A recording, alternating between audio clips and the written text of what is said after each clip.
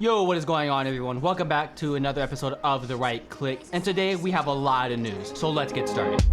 Bounce to the rhythm if you know you gotta flow. Synchronize the steps if you wanna get low. And before we get this episode started, a lot of stuff had broken out on Twitter, like right before I finished writing the script for this video. So we're gonna go over that at the end of the video regarding the Awaken drama going over on Twitter.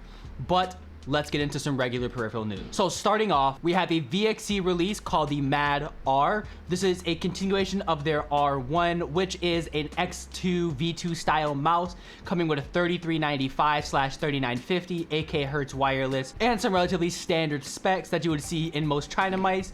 The shape is reminiscent of the X2, but coming at a price point of $50 retail with 4K/AK Hertz compatibility. I like seeing VXE doing a lot of cool, fun stuff with familiar shapes. Same thing with Attack Shark and ATK. Hopefully we can get some more of those cheaper mice with very familiar shapes coming into the market very soon. Next, we have Lethal Gaming Gear giving us updates for the LA1V2. This mouse is long awaited since the LA1 had a lot of QC issues from batch 1, especially with the drama coming from Drama Shark kind of snagging their shape. They've redesigned the shape, and now we have a lot more of a standard claw grip mouse. They just got the 3D prints finalized and accepted, and they have reservations for the 3950, so we should be able to see AK Hertz coming into the new LA1 in the future. The production is about to start, and we should be seeing more updates in the next couple months. And in Zowie news, we have the first U2 clone coming from Mchose. They made the A5 and A5X, which are both considered to be the super light mini. I don't have much faith in China brands when it comes to making the highest quality mice, but I do like seeing very popular shapes at budget options. Same thing like we've seen earlier with the VXE Mad R. I was a very big fan of the R1 as its $25 price point made it very hard to beat, and hopefully we can get more inspired shapes / clones in the market of very popular shapes to get them into more people's hands. And finally, in new releases, we have Huawei releasing a gaming mouse coming really soon with an 8K Hertz near link sensor.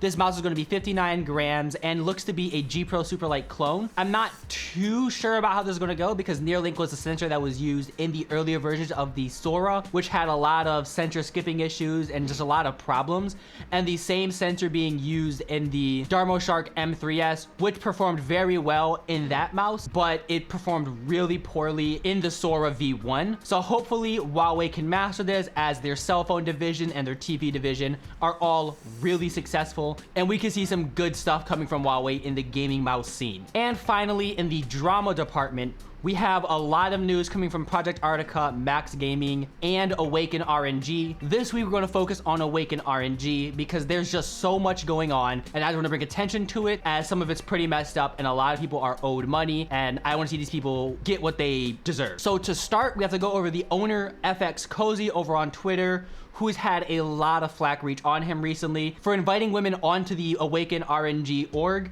just to get close to them and send sexually charged messages. This is really weird behavior coming from an organization owner. The same thing happened with Yuki Aim, with their owner being called out for being a pedophile, and it's just really weird behavior coming from someone at that high of a position. Awaken had a lot of promise in its growth as they just started a Game Changers team, but shortly after starting that Game Changers team, the owner Cozy decided to take it all down and called all the players bad after their first match, saying that they were bad and why did we give them a chance. Again, just disgusting behavior coming from the owner of the organization. And then he would demean all the Valorant players and have the owner reprimand them for performing bad, which is again just weird behavior and nothing I can personally condone. And then next in the Awaken story is scamming and forced funding. A lot of you may not know, but Cozy does do banners for people. Here's a couple of his works here, and if you did like those, good luck getting one, because a lot of people who have paid for these arts aren't getting them, and I only know a handful of people who have actually received a commission from Cozy. And it works the other way around. Cozy has been requesting for service such as graphic design and video edits, and then not pay people for doing the work while using their work,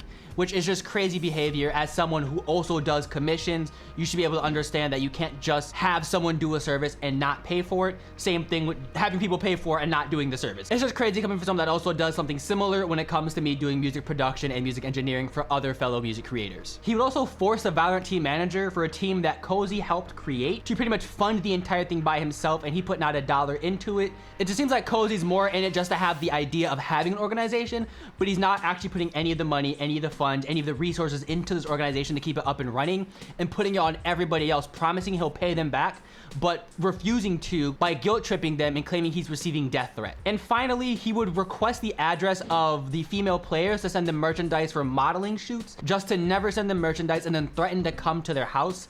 He asked, there's like multiple, like there's probably like 5 girls. He asked for their address to send merch, but never sent merch out to. Yeah, that's weird. Why ask people's address? Yeah, because he wanted me to model for the merch line. Cause how are they modeling? You have no photographer being sent to them. No, literally. So they're sending the merch. I was like, yo, shit, free merch. But then he only said that to get my address. Yeah, I said that to get only said that to get my address, and then threatened to like fly to my house. He threatened to like go see me. Again, crazy behavior, and I just can't condone stuff like that. And all this information does come from Spencer over on Twitter. I'll leave a link to the full thread below because there's a lot of information, and I don't really have time to go through all of it right now in this video, but I did look over everything, and it's just crazy things being said, and these are all just allegations. Cozy has not come out with anything on his side of the story besides a lot of pleading and crying over on Twitter. Hopefully he has an actual statement and actual proof he hasn't done any of these things, because a lot of these are career-ending allegations, and with stuff like that, it's not something I can support. And as of right now, I can only pray on the downfall of AwakenRNG. Thank you so much for making it to the end of the video. Leave a like if you want to see more content like this. Leave a comment what you think of the Awaken situation. Subscribe if you want to see more, and I will see you guys in the next one. You say you want it, oh baby girl, you say you want it. Baby, come get it, oh baby, yeah, you gotta get it. Hey baby girl, drop all these problems. Look at everyone who's trying harder. I don't know if I should try harder, cause you're the only one I want.